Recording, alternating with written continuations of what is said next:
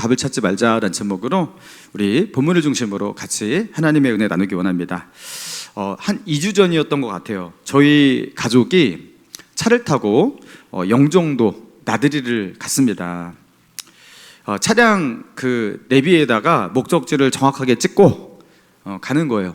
뭐 영종도를 뭐 자주 가지 않기 때문에 길을 잘 모르지만 여러분 내비게이션이 있으면 걱정할 필요가 없죠? 예, 우리가 모르는 것도 내비가 잘 찾아주니까. 그래서 맘 놓고 이렇게 영종도를 도착했어요.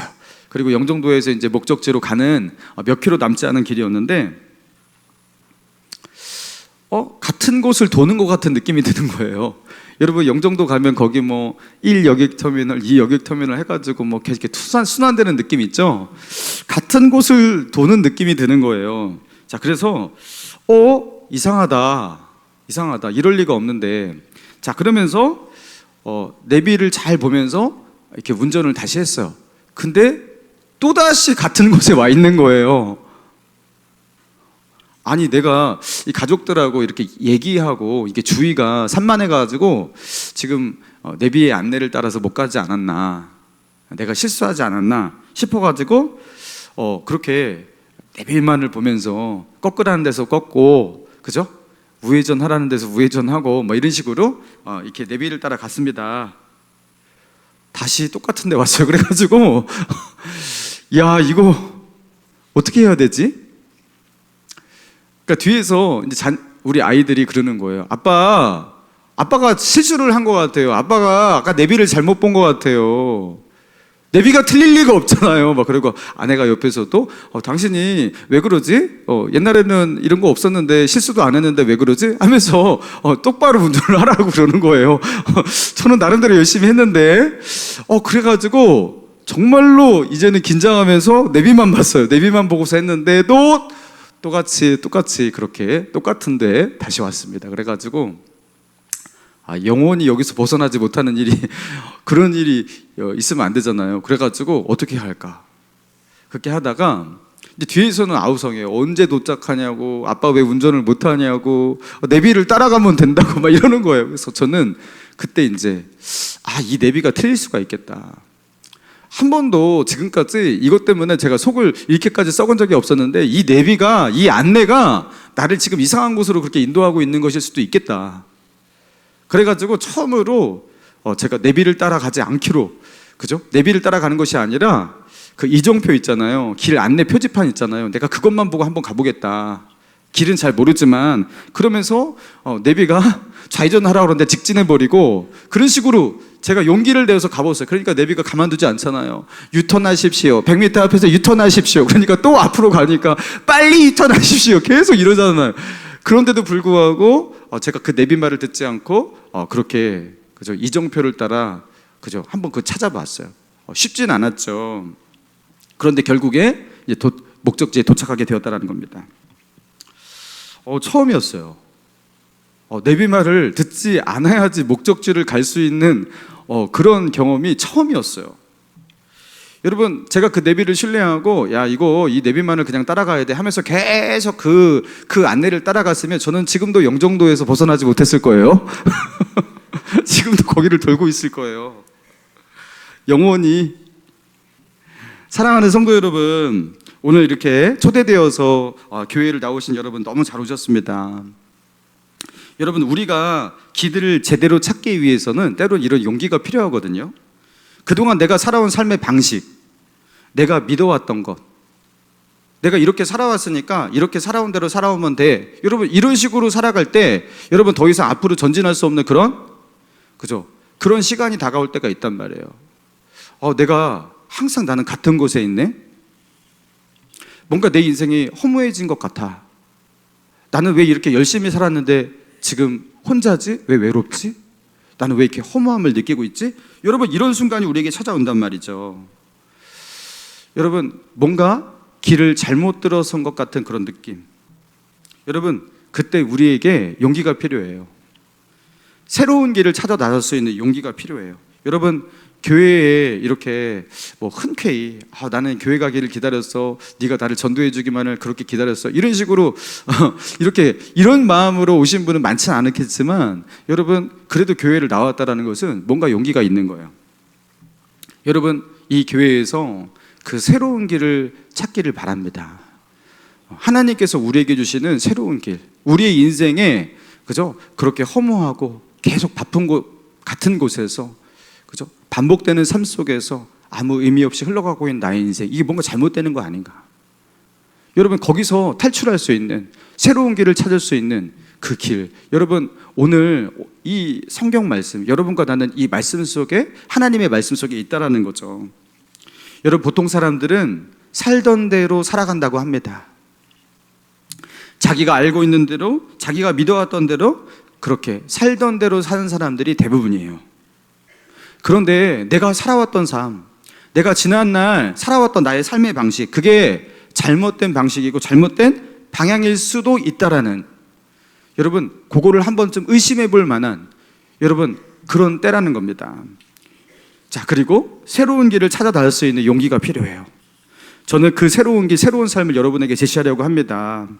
여러분, 하나님 없어도, 뭐 하나님 믿지 않아도 충분히 잘 살 수 있는 거 아닌가? 굳이 왜 신을 찾는가? 왜 신을 의지하는가? 종교라는 것이 꼭 필요한가? 그리고 너희 예수 믿는 사람들은 꼭 교회를 와야 된다고 하는데 꼭 그렇게 교회만을 다녀야 하는가? 하나님 믿는다고 뭐가 달라지는가?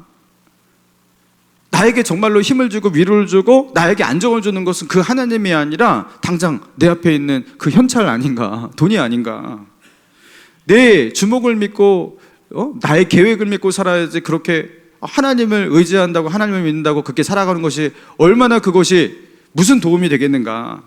여러분, 이런 생각을 하고 지금껏 살아오시면서 교회를 안 나오셨을 텐데, 그렇죠? 그렇게 살아오셨을 텐데, 여러분 그 삶이 좀 틀릴 수가 있다라는 거예요. 여러분, 오늘 좀 용기를 내보시기 바랍니다. 지금껏 내가 믿어왔던 나의 관념, 생각, 여러분 그게 좀 틀릴 수 있다라는 것, 새로운 길을 찾아 나설 수 있는 그런 마음을 가져보시라는 거예요. 여러분, 성경에서는요, 하나님을 떠나 살아가는 모든 사람을 방황하는 인생이라고 그래요. 자, 하나님을 떠나서 살아가는 모든 인생을 방황하는 인생.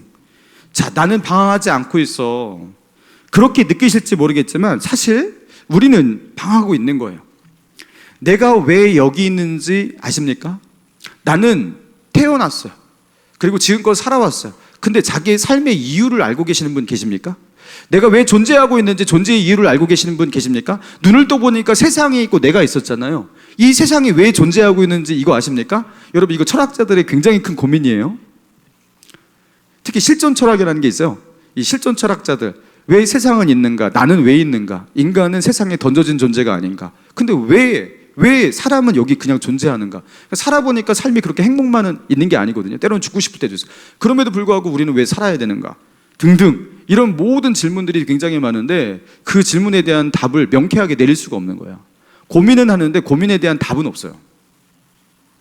여러분, 그런데 성경에서는 이 땅에서 이렇게, 그죠? 방황하는 인생, 혼란스러운 인생, 우리가 그렇게 살게 되는 이유를 두 가지로 설명을 하고 있다는 거예요. 두 가지로. 몇 가지요?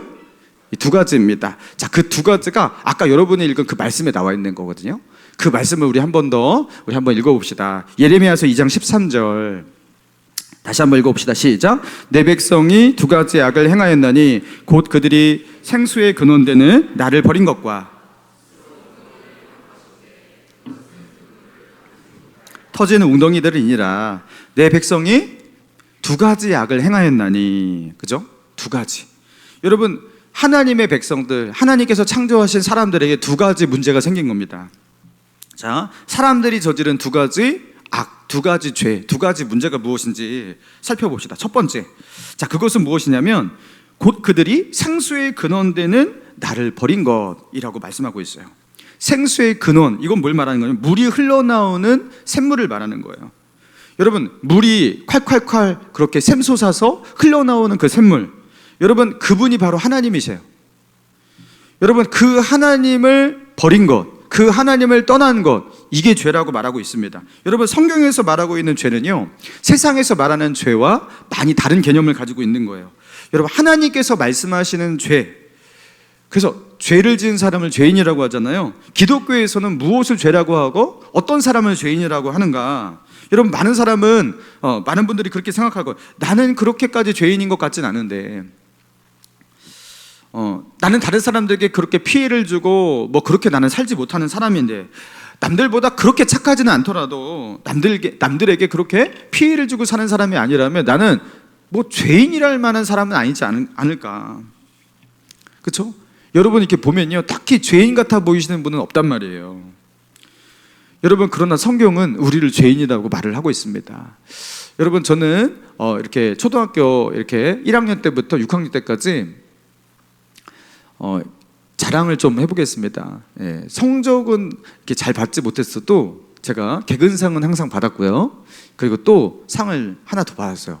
착한 어린이상. 저희 교회 성도들은 다 알아요.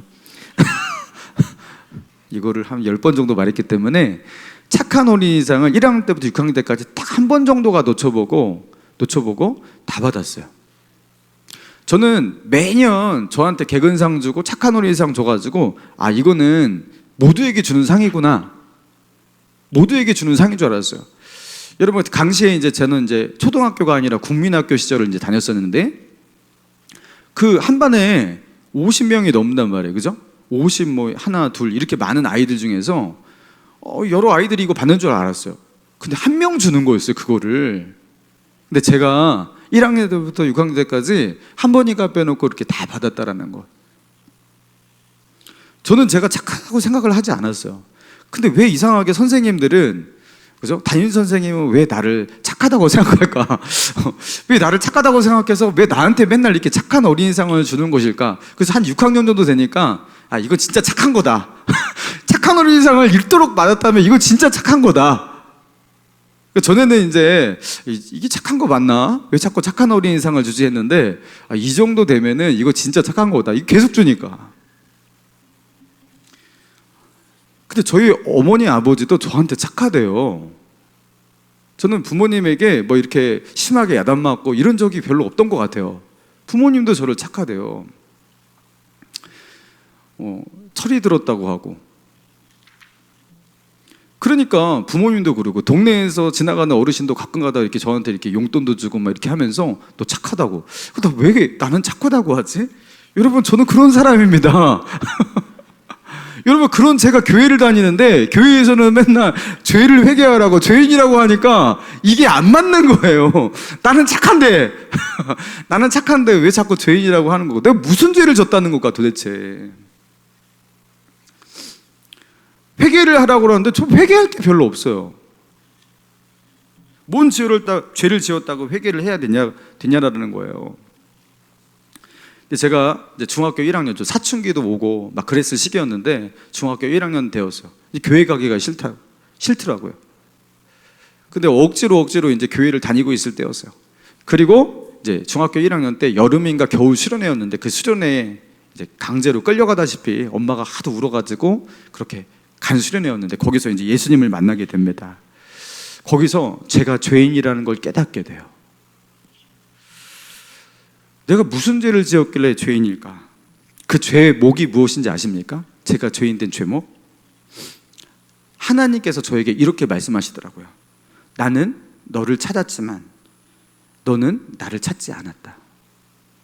여러분, 저의 죄목이 무엇이었냐면요, 하나님을 찾지 않았던 거예요. 저는 어린 시절부터 교회를 다녔거든요. 하나님께 관심은 없었습니다. 교회를 다닌다고 꼭 하나님을 잘 섬기는 게 아니에요. 여러분, 교회를 매주 다닌다고 그 사람이 꼭 하나님을 잘 믿는 게 아니거든요. 저는 교회를 열심히 다녔을 뿐이지, 교회를 다니면서 하나님을 사랑하거나 하나님께 큰 관심이 있거나 그러지 않았어요. 하나님께 무관심했어요. 하나님을 찾는 사람이 아니었어요. 그래서 교회를 다녔던 것이지, 그죠? 하나님을 믿는다는 이름만 가지고 있었던 것이지 하나님께 무관심한 그런 사람이었다는 거예요. 여러분, 기독교에서 말하는 죄는 무엇이냐면요, 하나님에 대한 무관심이에요. 하나님을 찾지 않는 거예요. 살아계신 하나님, 창조주 하나님을 찾지 않는 거, 여러분, 그게 죄라고 말하고 있는 겁니다. 여러분, 세상, 아까 얘기했잖아요. 세상은 왜 있을까? 여러분 인간론이란, 제가 이제 철학과 출신이라서 학부도 대학원도 제가 철학을 전공해가지고 이런 말을 좀 어려운 말을 좀 하는데 조금만 하겠습니다. 인과론이 무엇이냐면요, 원인과 결과의 법칙이에요. 모든 존재하는 것은 존재의 원인이 있어요. 원인이 그냥 있는 것은 없어요. 그렇죠? 그냥 있는 것은 없어요. 하다못해 이 단순한 종이 하나조차도 그냥 이렇게 있을 수가 없어요. 이것을 여기 있게 만들기 위해서 수많은 원인들이 그렇게 있었던 겁니다. 사람이 개입하고 나무를 쪼개고 펄풀을 그렇게 만들고, 그렇죠? 그러면서 이 표백을 하고 그러면서 납작하게 만들어갖고 이 종이를 만드는 수만 가지 원인이 있던 거예요. 여러분, 존재하는 모든 것은 원인이 있는 거예요. 원인이. 여러분, 그러면 그죠? 이건 너무나 명확한 근본적인 법칙이거든요. 인과론. 근데 우리는 여기 왜 있는 겁니까? 우리는 왜 존재하는 거고 세상은 왜 존재하는 겁니까? 여러분, 이 존재하는 것이라는 이 결과값은요, 원인이라는 것이 있어야 돼요. 누가 거기를 그렇게 존재하도록, 그렇죠? 원인이 있어야 되는 거예요. 여러분, 이걸 과학적으로 증명해 보겠다고 그렇게 힘쓰면서, 그죠? 옛날에는 정상우주론 이런 게 있어요. 정상우주론. 그런 거 원인 같은 거 없어. 원래 그냥 있었어. 이게 정상우주론이에요. 근데 몇십 년 전부터 빅뱅 이론이 정상우주론을 대체했죠. 빅뱅 우주론. 왜냐하면 세상에서 천체가 이렇게 확장되고 별들이 멀어져 가는 거, 이게 그 이유를 알 수가 없어가지고 이 폭발, 대폭발이 있었다. 그래서 존재하고 있는 모든 우주, 행성, 이 모든 것들은 빅뱅 어느 날 팡! 대폭발로 인해서 모든 것들이 파편처럼 흩어나가면서 그렇게 우주는 확장되는 것이고 존재하는 모든 것은 그 대폭발로 이루어졌다. 근데 이 빅뱅, 이 우주론이 등장하면서 과학자들이 너무 난처해졌죠. 너무 난처했죠. 이게 진화론하고 조화가 안 돼요. 생명체가 어떻게 탄생됐는지를 빅뱅과 진화론이 어울리지가 않아요. 생명체는 생명체 없이는 탄생할 수가 없거든요. 단백질도 만들 수가 없어요. 아미노산도 만들 수가 없어요. 여러분, 우리는 존재하고 있는데 그 존재가 어떻게 됐는지에 대해서 과학자도 밝히지를 못해요. 밝힌 척하고 있는 거예요. 여러분, 가만히 그거를 연구해보고 여러분 살펴보면요, 자기네들끼리도 하나도 의견 일치가 되지 않고 이게 되지가 않습니다. 당연하죠. 여러분, 제가 이 얘기를 한참 할 수가 있지만 이 얘기를 하지 않기로 합니다. 왜냐하면 이런 식으로 증명을 해도 여러분이 그것 때문에 믿진 않거든요. 그런 식으로 믿음이 생기고 그런 식으로 하나님을 만나는 게 아니더라고요. 여러분, 성경에서는 세상이 어떻게 존재하게 되었고 인간이 어떻게 존재하게 되었는지를 성경에서는 밝히 말하고 있어요. 창세기 1장 1절이에요. 우리 같이 한번 읽어볼까요? 창세기 1장 1절 시작. 태초에 하나님이 천지를 창조하시니라. 성경의 맨 처음 앞장 그 첫 구절에 이렇게 시작이 되는 겁니다. 태초에 하나님이 천지를 창조하시니라. 여러분, 세상은 왜 있는 거예요? 하나님이 만드셔서 있었던 거예요. 그 세상이 너무나 구체적이고 기가 막히게 조화로운 세상으로 있잖아요. 이거를 증명하는 게 너무나 어려워요. 왜 이렇게 했는지, 광합성, 태양, 지구 뭐 이런 거 어떻게 이거를 증명하냐고요. 그죠? 근데 하나님께서 만드셨다, 하나님의 디자인이다, 하나님의 설계가 있다, 지적 설계가 있다, 그러면은 모든 것이 쉽게 끝납니다. 여러분, 하나님께서 세상을 만드셨고 하나님께서 우리를 만드신 거예요. 자, 사람은 어떻게 만들었는지 창세기 1장 27절입니다. 시작. 하나님이 자기의 형상 곧 하나님의 형상대로 사람을 창조하시되. 자, 하나님께서 자기의 형상, 하나님의 형상대로 누구를 만드셨다고요? 사람을 창조하셨다. 여러분, 사람은요 하나님의 형상대로 만들어졌어요. 자, 하나님께서 세상을 창조하실 때 뭐 첫째 날, 둘째 날 뭐 빛을 만드시고 뭐 바다와 하늘을 만드시고 막 이런 것들을 만드실 때 자기의 형상을 따라 만들었다, 이런 표현이 없어요. 그죠? 그리고 짐승들을 만들 때도 그렇게 만들지 않아요. 근데 유독 하나님께서 인간을 만드실 때에만 이 표현을 하시는 거예요. 자신의 형상을 따라 만드셨다. 그래서 사람은 하나님을 닮아 있습니다. 여러분, 사람이 왜 여타의 짐승들과 굉장히 다른 것인가? 여러분, 짐승이 지능을 계속, 그 짐승의 그 인텔리전스를 계속 높이면 사람같이 되는가? 여러분, 그렇지 않아요. 그렇죠? 그렇지 않아요. 사람이 가지고 있는 사람의 독특한 그 모습은요 절대로 그것이 지능을 통해서 만들어지지가 않는단 말이에요. 여러분 침팬지의 IQ를 10, 20 정도 높이면 사람다워지냐? 그렇지 않단 말이에요. 돌고래의 IQ를 50 높이면 사람이 되냐? 아니에요. 여러분 사람은 사람만의 뭔가의 특징이 있단 말이에요. 여러분 사람은 왜 이런 독특한 특징을 가지고 존재하고 있는가? 사람은 공허함을 느낍니다. 사람은 의미를 찾습니다. 많은 것을 가져도 허무함을 느끼면요 그냥 떨어져서 죽기도 해요. 그게 사람입니다. 그 사람은 도대체 어떠한 존재인가? 하나님께서 자신을 닮도록 그렇게 만들어 놓은 존재예요. 여러분 우리는 이렇게 하나님이 창조하신 세상 속에 살고 있고요, 하나님이 창조하셔서 지음받은 그 땅에서 살고 있어요. 하나님의 형상대로 만들어진 그런 존재예요. 여러분 그런데 우리가 이렇게 하나님께 지음을 받고서 하나님이 만들어 오신 세상을 그죠? 우리가 딛고 세상을 누리면서 살고 있는데도 불구하고 여러분 이 모든 것을 창조하시고 우리에게 주신 그 하나님을 찾지 않는 것, 나를 창조하시고 세상을 창조하신 그 하나님을 찾지 않고 그 하나님께 관심이 없는 것, 성경에서는 이걸 죄라고 하는 겁니다. 생수의 근원되는 나를 버린 것. 여러분 하나님을 찾지 않는 것이 죄예요. 여러분 그동안 여러분 하나님을 찾지 않으시고 살아오셨습니까? 그걸 죄라고 하는 거예요. 하나님에 대한 무관심. 근데 하나님께서 여러분을 계속해서 부르셨습니다. 이렇게 전도를 통해서 막 교회 가자, 같이 하나님 믿자, 이런 식으로 하나님께서 우리를 부르시기도 하지만 하나님은 우리의 내면 속에서 우리 안에서도 우리를 부르고 계셨어요. 어떻게 해요? 하나님은 우리가 하나님을 찾도록 우리 안에 그죠? 내비게이션 같은 걸 하나 주셨어요. 그게 희미하게 선명하게 들리지 않지만 희미하게 들리거든요. 그게 무엇이냐면 목마름이에요. 목마름. 여러분 인생은 늘 목말라요. 여러분 손에 쥐고 싶은 것 여러분 다 쥐고 사시는 분 없지 않습니까? 자기가 원하는 것 다 채우고 사시는 분 없지 않습니까? 여러분 고난을 좋아하는 사람이 어디 있어요? 근데 인생은 자꾸 고난이 있어요. 자기 뜻대로 안 돼요. 불행을 경험하기도 해요. 불행을. 나는 그렇게까지 불행하지 않지만 여러분 다른 사람이 겪는 그 불행을, 지금도 전쟁터 여러분 보지 않습니까? 여러분 그 불행은 왜 있냐고요. 여러분 세상의 허무함에 직면하게 하신다고요. 여러분 세상에 그렇게 소망이 있습니까? 여러분 과학이 발달하고 이성이 발달하고 인류의 어떤 지성이 발달하고 근데 저렇게 서로 미사일 날리고 포탄 날리고 총뿌리를 들이대면서 싸우고 있죠. 서로를 죽이고. 여러분 이 세상 속에서 소망을 찾을 수 없도록 하나님께서 우리에게 허무함에 직면하도록 그렇게 만드신단 말이에요. 여러분 세상 속에서 열심히 사는데 이상하게 공허해지고 계십니까? 잘 살고 계시는 거예요. 그게 잘 살고 계시는 거예요. 그 공허함을 느끼지 못하는 분들이 그게 좀 이상하신 거예요. 여러분 정상적으로 사시면 세상은 공허하고 허무합니다. 공허하고 허무합니다. 이게 뭔가? 이게 뭔가? 여러분 외로움을 느끼고 계십니까? 잘 살고 계신 거예요. 그게 정상입니다. 여러분 그 공허함, 그 외로움, 여러분 그 허무함, 그 속에서 채워지지 않는 이 갈증, 목마름, 여러분 그 속에서 하나님은요 그걸 우리에게 주시면서 어떻게 하시는 거예요? 하나님을 찾으라고.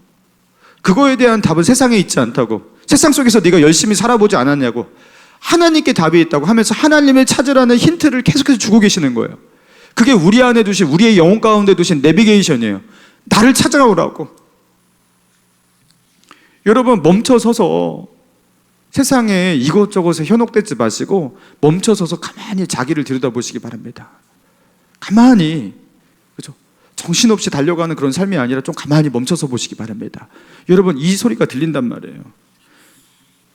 예수님은 그런 목마름 속에서, 그 허무함 속에서 여러분 그렇게 살고 있는 우리를 향해서 예수님은 이렇게 초청하세요. 자, 마태복음 11장 28절이에요. 마태복음 11장 28절 우리 같이 한번 읽어봅시다. 시작. 수고하고 무거운 짐진 자들아 다 내게로 오라. 내가 너희를 쉬게. 다시 한번. 수고하고 무거운 짐진 자들아 다 내게로 오라. 내가 너희를. 여러분 2000년 전에 이 땅 가운데 오신 하나님의 아들 예수님, 그 십자가에 달려 죽으셨다는 그 예수님께서 우리에게 하신 말씀이에요. 수고하고 무거운 짐진 자들아 다 내게로 오라. 여러분 이런 말을 할 수 있는 사람이 도대체 세상에 누가 있을까? 여러분, 예수님과 같은 이런 말을 한 종류, 이런 종류의 말들을 하신 분은 세상에 아무도 없대요. 어떤 종교의 창시자도, 뭐 고타마 시타르타 뭐 이런 사람도, 마호멧 이런 사람도 이런 말을 하진 못해요. 내게로 오라, 내가 쉬게 하리라. 예수님은 미친 자 아니면 진실을 말하는 자 둘 중에 하나라고 하잖아요. 여러분, 우리는 수고하고 무거운 짐 속에서 살고 있는 자들입니다. 여러분, 못 버텨요. 여러분, 거기서 그렇게 살지 마시고 어떻게 하라는 거예요? 예수님께로 오라고, 예수님을 찾으라고, 하나님을 찾으라고. 여러분, 하나님께 대한 무관심이 죄라고. 하나님을 찾으셔야 돼요. 하나님께로 나아가셔야 돼요. 답은 세상에 있지 않고 하나님에게 있다라는 거. 하나님을 찾지 않는 것이 죄라는 거. 여러분, 그게 첫 번째 문제였던 거예요. 자, 그리고 두 번째 문제, 두 번째 죄가 무엇이냐? 자, 예레미야서 2장 13절 제가 다시 한번 읽어드릴게요. 내 백성이 두 가지 악을 행하였나니 곧 그들이 생수의 근원되는 나를 버린 것과 스스로 웅덩이를 판 것인데 그것은 그 물을 가두지 못할 터진 웅덩이들이니라. 자, 두 번째 죄는 무엇이냐면요, 스스로 웅덩이를 팠대요. 스스로 웅덩이를 팠대요. 자, 우리에게 그 물을 주는, 갈증을 해결할 수 있는 그 물은 생명의 근원이 되신, 생수의 근원이 되시는 하나님께 있는 거예요. 근데 그 하나님을 잃어버리고 난 뒤에, 하나님을 떠나고 난 뒤에 스스로 자신의 목마름을 해결하기 위해서 어떻게 했다라는 거예요? 하나님을 대체할 수 있는 다른 웅덩이를 파는 겁니다. 자신의 그 갈증 있잖아요, 그 목마름 있잖아요, 그것을 채우기 위해서, 그죠? 그것을 채우기 위해서 세상에서 그것을 채울 수 있는 하나님의 대체제를 찾는 거예요. 자기의 목마름을, 그죠? 자기의 이 외로움을, 자기의 공허함을 달래기 위한 그런 많은 세상의 것들을 찾는 거예요. 그게 어떤 분들은 돈일 수 있어요. 세상에서 성공일 수 있어요. 이 땅에서 육체적인 어떤 쾌락을 즐기는 것, 남들에게 자랑할 만한 어떤 뭔가를 갖는 것, 아니면 사람에게 목매는 것. 그리고 나름 건전하게 산다고 하시는 분은 세상에서의 어떤 문화생활, 취미생활, 우리는 거기에 미쳐야 돼요. 그래서 쓸데없는 생각을 하지 않으려고 하는 거예요. 거기에 미쳐가지고. 그러면서 시간이 갈 거 아니에요. 자신의 인생을 진지하게 마주하면 너무나 괴로우니까 자신의 허무한 공허함을 느끼게 되니까 더 이상 거기에 직면하지 않기 위해서 다른 어떤 거에 몰두하는 거예요. 시간을 보내기 위해서. 여러분, 그렇게 우리는 하나님의 대체제를 찾는 겁니다. 터진 웅덩이를 파는 겁니다. 여러분, 그것들로 자신의 공허함, 그 갈증, 그 목마름을 채우려고 하는 겁니다. 여러분, 그런데 그게 잘 될 것인가? 그게 잘 되겠어요? 잘 안 되죠. 여러분, 갈증이 나요. 배 안에서, 그죠? 배 안에서 갈증이 너무 나요. 야, 이 널린 게 바닷물인데, 이게 물인데, 여러분 이 물을 마시면 되겠지 하면서 그 바닷물을 막 들이킵니다. 여러분, 어떻게 돼요? 더 큰 갈증이 오죠. 더 큰 갈증이 와요. 그죠? 그리고 그 물을 들이키고 난 뒤에 배가 쓰리고 아프겠죠? 탈라고? 여러분 그걸로 해결이 되지 않는다라는 겁니다. 자신의 허전함을 달래고 뭐 그것을 채우기 위해서 어떤 사람은 일탈적 행위도 해요. 일탈적 행위. 누군가에게 깊은 상처를 주기도 하고, 그저 가정을 파괴하는 일까지 서슴지 않으면서 자기의 만족, 자기의 행복, 이것을 위해서 그렇게 달려나가는 사람도 있어요. 나는 나만을 위해서 살아야겠어. 그래야지 행복할 것 같아. 여러분, 행복해집니까? 여러분, 엉뚱한 곳에서 답을 찾고 있는 거예요. 생수의 근원 대신 하나님을 버리고 난 뒤에 터진 웅덩이, 여러분 밑 빠진 독에 물 붓기라고 하잖아요. 그렇죠? 터진 웅덩이에서 답을 찾으려고 하는데 그게 되냐는 거예요. 거기서 행복을 찾을 수가 있냐라는 거예요. 여러분, 그렇지 않습니다. 자, 얼마 전에 별세하신 개그맨 고 전유성 씨, 여러분 전유성 씨의 이 별세 소식 여러분 신문에 다 나와가지고 다 아실 거예요. 이 전유성 씨가 이 대한민국 이 개그계의 판을 그렇게 기초를 놓았다.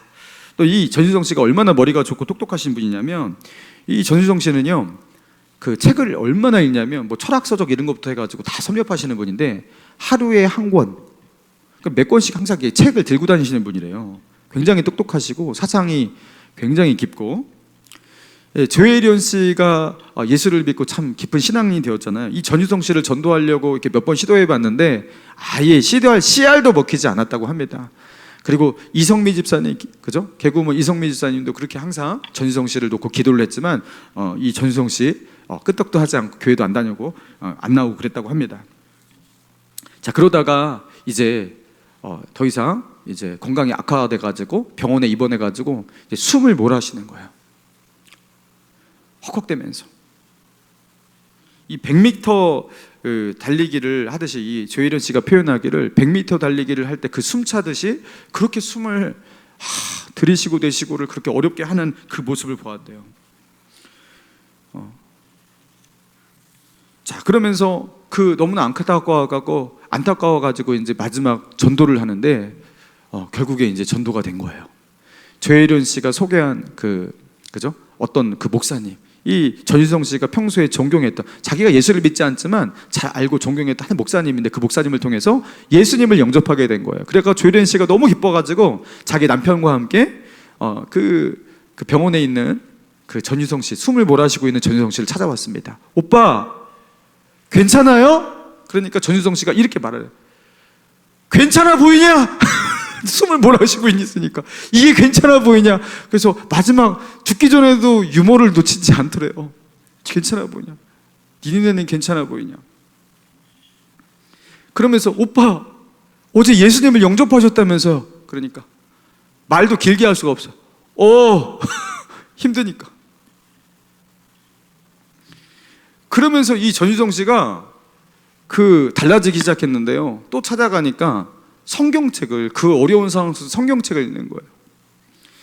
그 박미선 씨 연예인들이 와가지고 성경책을 주고 갔는데 그 성경책을 읽었는데 이렇게 말을 하더래요. 야, 성경책을 누가 주고 가가지고 내가 성경책을 읽는데 글씨가 너무 작아서 내가 읽기가 힘들구나. 내가 호흡이 가빠가지고 내가 이 성경책을 읽기가 너무나 힘든데 민수기 15장까지 읽었다. 여러분, 창세기, 출애굽기, 레위기, 민수기, 여러분 이거 굉장히 많이 읽은 거예요. 그 상황 속에서. 그러면서 야, 글씨가 잘 안 보인다. 그래서 조혜련 씨가 성경 읽어주는 그 어플을 이렇게 틀어드렸대요. 그리고 이 전유성 씨가 병상에서 그 얼마 남지 않은 그 일주일 그 시간을 살아가는데 홍진희 작가라고 이 문병훈 그 작가에게 전도까지 하는 거예요. 그러면서 그분을 전도하면서 이렇게 말해요. 진이야, 전유성 씨가 전도를 하는 거예요. 진이야, 내가 하나님을 너무 늦게 만났다. 내가 이분을 이제서야 알게 되고 내가 이제서야 믿음을 가지고 나니 너무너무나 내가 안타깝다. 시간이 없다. 왜 이제서야 알게 되었을까? 왜 이제서야 알게 될까? 너는 그렇게 하지 말라는 거예요. 그러면서 그 전도까지 그렇게 하다가 결국 이렇게 돌아가시게 되었다고 합니다. 더 일찍 예수님을 알았으면 좋았을 텐데 왜 이제서야 알게 되었을까? 여러분, 얼마나 열심히 인생을 살고 계십니까? 한번 제대로 된 인생 살아보기 위해서, 잘 살아보기 위해서 어제도 오늘도 열심히 살고 계시잖아요. 때로는 힘든 일이 있어도 주저앉지 않고 낙심하지 않고 자식들 생각하면서 또 부모님 생각하면서 그렇게 버텨내고 그렇게 살아오지 않았습니까? 여러분, 그런데 우리가 그렇게 아무리 열심히 살아도 하나님을 만나지 못하고 하나님을 찾지 않는다면 여러분, 엉뚱한 곳에서 답을 찾고 있는 거예요. 엉뚱한 곳에서. 여러분, 이제 좀 제대로 된 곳에서 답을 찾아야 돼요. 제가 학부 때 아까 이 철학을 공부해요. 철학과 선배가 있었는데 1년 선배인데 이 선배가 저하고 참 이렇게 철학 얘기도 많이 하고 친하게 지냈어요. 이 선배는 특히 이제 칸트, 헤겔, 그리고 니체 이런 철학자에 굉장히 푹 빠져가지고 이 철학과 친구들은 한 3학년, 4학년 정도 되면요, 밥 먹을 때도 철학 얘기밖에 안 해요. 술 마실 때도 철학 얘기만 하고. 그래서 이 철학자 얘기들을 하고 그 사상 얘기하고 그랬던 이분인데 이분이 이제 술을 좋아해요. 저는 이분하고 같이 술을 마신 적이 없습니다. 저는 그때도 이제 항상 커피만 마시고. 근데 이분이 맨날 이제 밤에는 친구들과 이렇게 술 마시고, 근데 이제 어느 날에는 그 다음 날 이제 제가 숭실대학교를 나왔는데 그 숭실대학교 채플이 있어요. 기독교 학교라 채플을 꼭 이수해야 돼요. 그래서 어거지로 그 다음날 술 깨가지고 숙취가 아직 깨지도 않고 머리가 아픈 상태로 그렇게 그 채플, 그 예배드리는 그 채플 강당에 이렇게 들어가서 딱 앉아 있는데 잠이나 실컷 자고 나와야겠다 하면서 이 깨진 머리를 이렇게 지끈지끈 누르면서 그렇게 푹 앉아 있었대요. 그런데 그날따라 이상하게 유독 앞에서 이렇게 찬양하고 있는, 그 찬양을 인도하고 있는 그 자매들, 그리고 거기서 이제 하나님을 찬양하고 있는 이 사람들의 이 얼굴, 이 분위기를 보는데 세상에 이거는 나와 너무나 다른 세상을 살아가고 있는 사람들처럼 너무나 신기하게 보이더라는 거예요. 그들의 얼굴, 표정, 거기서 자아내는 어떤 분위기, 이런 것들이 너무나 나와 다르더래요. 나는 완전히 어둠 가운데 있고 저기는 완전히 빛 가운데 있는 것 같고 완전히 다른 세상을 살고 있는 것 같은 그런 느낌이 드는데 세상에 자기가 그렇게 비참해 보이더래요. 이분은 예수를 믿는 사람이 아니었어요. 그렇게 비참하게 보이더래요. 그러면서 갑자기 그때부터 울기 시작했대요. 그냥 울기 시작했대요. 그래서 왜 내가 울고 있지? 하면서 자기도 너무 이상해가지고 이렇게 얼굴을 이렇게 안 보이도록 이렇게 얼굴을 감싸주고서 파묻고서 이렇게 우는데 나는 왜 이렇게 지금 이렇게 살고 있을까?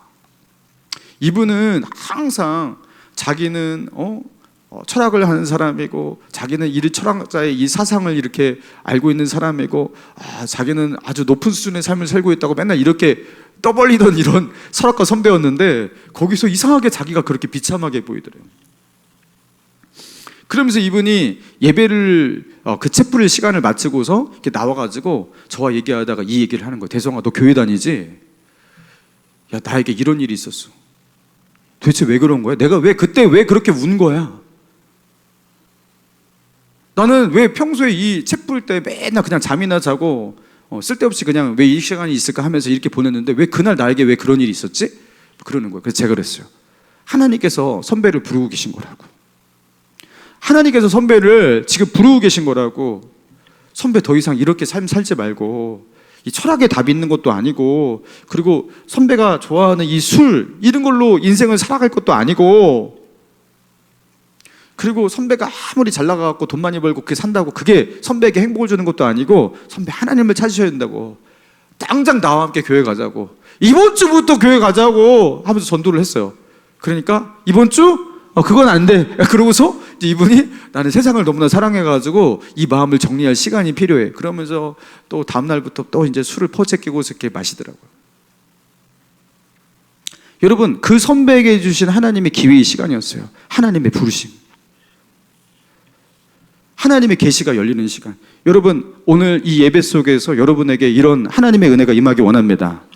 여러분, 하나님께서 여러분을 부르고 계시거든요. 하나님이 살아계시거든요. 여러분, 그런데 이 선배는요 결국에 아무튼 졸업할 때까지는 그 방탕한 삶을 끊지 못하고 늘 술 먹고 그죠? 늘 그렇게 철학자들의 이야기만 하다가 그리고 나는 세상이 너무 좋아, 나는 돈이 너무 좋아 이렇게 하다가 그렇게 학부를 끝내셨어요. 너무 안타까웠어요.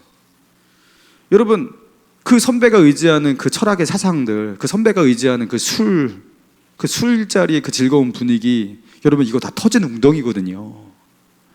그리고 그 선배가 그래요. 나는 계속 철학하진 않을 거야. 나중에 결국에 돈을 벌 거야. 나는 부자가 될 거야. 막 이런 소리를 하더라고요. 돈, 그것도 터진 웅덩이거든요. 그 돈 벌어서 뭐 하려고요. 그리고 잘 벌려지지도 않고. 여러분, 그 헛된 소망만 계속해서 들이키는데 그게 바닷물과 같아요. 들이키면 들이킬수록 갈증은 더욱 심하고 결국에 그것 때문에 탈까지 나요.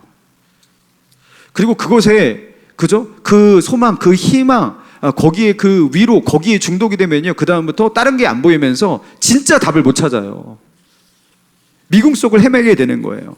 여러분, 로맹 롤랑이라는 프랑스 문학가가 이런 말을 했습니다. 자, 이거 되게 멋있는 말이에요. 한번 따라해 봅시다. 인생이란 15분 늦게 들어간 영화관이다. 인생이란 뭐라고요? 15분 늦게 들어간 영화관이다. 여러분, 영화관에 들어갈 때 그죠? 15분 늦게 들어갔어요. 영화가 시작된 지 15분 뒤에 들어갔어요. 여러분, 영화를 보기 시작해요. 이해돼요? 이해돼요? 안 돼요? 안 되죠. 그래서 이제 이해를 해보려고 앞에 무슨 내용이 있었을까? 어떻게 하다가 이런 일이 벌어졌을까? 이 영화가 주는 메시지는 무엇일까? 하면서 그거를 좀 알아보려고 하지만 여러분 영화를 중간까지 봤는데도 이해가 돼요, 안 돼요? 이해가 안 되죠. 여러분 앞에 15분이 괜히 있는 게 아니거든요. 이 영화에 많은 것들을 이해하게 만드는 중요한 이야기 단서 이런 것들이 그 앞에 15분에 있는 거예요. 어떤 문제가 있었고 또 어떤 어려움이 있었고 어떤 배경이 있었고 이런 것들이 나온단 말이에요. 그들이 거기에 왜 있었고 이런 게 나온단 말이에요. 근데 이해를 못하는 거예요. 영화가 끝나갈 쯤입니다. 이해가 됩니까? 이해가 안 되죠. 여러분 그런데 롤랑이라는 이 프랑스 문학가가 이런 말을 했어요. 인생이란 15분 늦게 들어가 영화관이다. 결국에 이해가 안 된다 이 소리입니다. 영화가 끝날 때까지 이해를 못하고 끝나는 게 인생이라는 겁니다. 나는 누구고 나는 왜 살고 나는 무엇을 위해 살아야 되는지 자기의 인생을 이해하는 것조차 너무나 어렵다라는 거예요. 그리고 그것을 이해할 것 같은데 그러다가 그냥 끝나는 게 인생이에요. 어느 날 숨을 몰아쉬고 있는 거예요. 사랑하는 형제자매 여러분, 하나님, 우리를 창조하신 창조주 하나님, 그분이 바로 우리가 놓친 15분이에요. 여러분 하나님 없이는 인생을 제대로 이해할 수가 없다라는 거예요. 여러분 내가 가지고 있는 나의 이 갈증? 여러분 하나님 없이는 요거를 채울 수가 없습니다. 이해가 될 수가 없습니다. 나는 왜 이 고통의 바다를 걷고 있는 것인지, 나는 무엇을 위해 살고 있는 것인지, 내가 왜 죽지 않고 계속 살아야 되는 것인지. 어차피 우리는 죽잖아요. 근데 왜 자꾸 오래 살려고 할까? 여러분 그건 이해가 되십니까? 어차피 죽잖아요. 그 죽으면 다 똑같잖아요. 그죠? 근데 왜 기어코 살려고 하는지 여러분 이해 안 되는 거 천재예요. 나는 왜 공허하고 외로운지, 나는 왜 행복한 듯 하면서 내 안에 깊은 슬픔이 있는지, 만족이 없는지. 여러분 우리가 놓쳤던 15분 거기에 단서가 있는 거예요. 우리가 절대로 들여다볼 수 없는 그 15분이 있단 말이에요. 여러분 그 15분은 하나님 안에 감춰져 있는 겁니다. 생수의 근원 대신 하나님을 만나야지 그 15분이 열리는 거예요. 나의 인생의 스토리가 드디어 이해가 되는 거예요. 여러분 인생에 맞춰지지 않는 퍼즐이 맞춰지기 시작하는 거예요. 여러분 제가 그랬습니다. 하나님 만나고서 드디어 알겠더라고요. 드디어 내가 왜 살아야 되는지, 무엇을 위해 살아야 되는지, 내가 왜 존재하는지, 그리고 내 안에 있는 깊은 이 공허함, 갈증 이런 것들이 채워지는 그 느낌. 여러분 하나님 만나야 돼요. 하나님을. 여러분 그래서 좀 다른 곳에 시선을 빼앗기지 마시고 엉뚱한 데서 헤매지 마시고 여러분 하나님을 만나시기 바랍니다. 하나님을 그럼 어떻게 만나냐? 여러분 어떻게 하면 하나님을 만날 수 있냐? 여러분 어렵지 않아요. 차근차근 따라오면 되거든요. 자, 이렇게 시작만 해도 하나님을 만나는 길로 나아갈 수가 있어요. 자, 하나님이 살아계시다면 여러분 그 하나님을 만나야 될 거 아니에요. 여러분 그런 마음만, 순수한 마음, 믿음을 가지라 이 소리가 아니에요. 그런 마음만 가지고 계시다면 여러분 저를 따라서 이렇게 한번 말해 봅시다. 하나님이 계시다면 하나님을 만나고 싶습니다. 여러분 이 말은 불신자도 할 수 있는 말이죠? 하나님을 믿지 않는 하나님이 계시다면 하나님을 만나고 싶습니다. 이렇게 시작을 하는 거예요. 제가 그렇게 시작했거든요. 그게 시작이에요. 최소한 관심을 이쪽으로 돌려놓기 시작해야 돼요.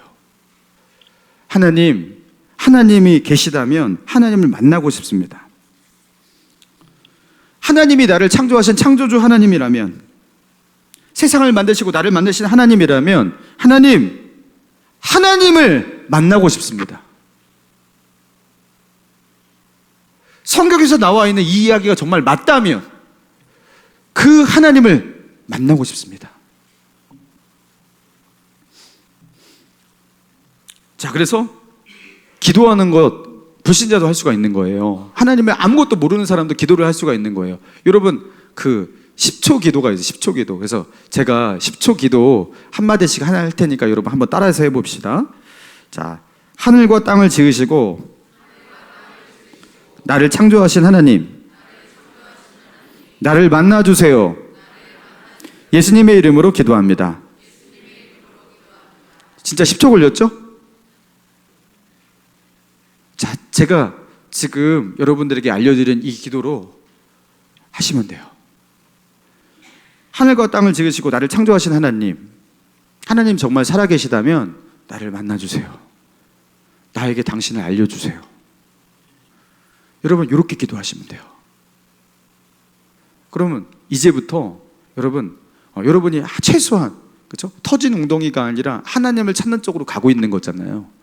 여러분 하나님의 은혜가 임하기 시작할 거예요. 예.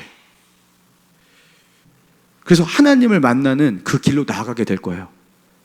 그래서 그 다음 스텝으로 나아갈 수 있어요. 그 다음 스텝. 그 다음 스텝은 다음 주에. 화가 나죠? 뭐야? 이렇게 끝난다고? 그래서 그렇게 끝나서 다음 주에 오게 만드는 게 제 작전이에요. 여러분 다음 주에 오셔야 돼요. 안 가르쳐 줍니다. 다음 주에 이거 못 듣고 그냥 끝나시면 정말 억울하실 거예요. 세상 화가 나실 거예요. 이게 진짜 하나님 만나주세요. 그 다음 스텝이 있어요. 근데 요 스텝만 밟으시면 다 만나요. 여러분 저한테 너무 고마워하시고 자기를 이렇게 초청해준 친구한테 굉장히 고마워하실 거예요. 다음 주에 그 길을 여러분들에게 알려드리겠습니다. 우리가 하나님을 믿는데 왜 교회에서는 예수님을 그렇게 말을 하고 있을까? 여러분 거기에 힌트가 있는 거예요. 예수 그리스도. 여러분 하나님을 만나는 그 길로 엉뚱한 길로 들어서셨습니까? 여러분 하나님께서 말씀하셨거든요. 다른 길은 없다고. 그 열쇠가 어디에 있는지, 그 길이 어디에 있는지 우리 성경을 따라 우리가 한 발짝 한 발짝 가보길 원합니다. 엉뚱한 곳에서 답을 찾지 마시고 하나님에게서 답을 찾을 수 있는 저와 여러분 우리 모두가 되시기를 주님의 이름으로 축원합니다. 자, 우리 이 찬양 한번